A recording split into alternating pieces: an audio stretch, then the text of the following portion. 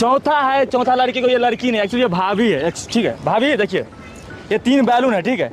इस बैलून में एक पर्ची में लिखा होगा आई लव यू, एक में होगा हग, एक में होगा किस, एक में होगा स्लैप, ठीक है। ये एक्चुअली 3 ही है। इसमें आपको एक बैलून चूज करना पड़ेगा। इस बैलून में मान के चलो कोई में हग आया, कोई में किस आया, जो भी आया वो आपको करना पड़ेगा। कर पाओगे?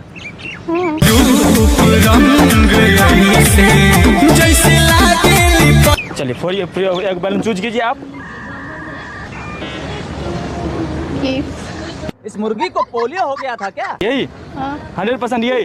देख लो, समझ जाओ, समझ जाओ इसमें किस भी हो सकता है। चुम्मा चुम्मा दे दे चुम्मा रे गुजगरिया, चुम्मा चुम्मा दे। हाँ यही। ठीक है पकड़ो, पकड़ लो पहले। चलो फोड़ो। और 50 रुपया कट ओवर एक्टिंग के वजह। हाथ में। चलो इसको हटाओ। जय भगवान, किस आ जाए।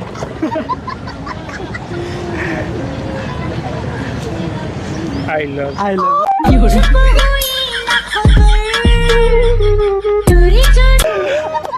बोलो फिर।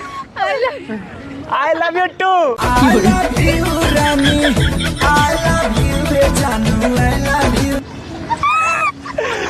मेरे साथ बजरंग वाली धोखा किया। आपके लिए भी है।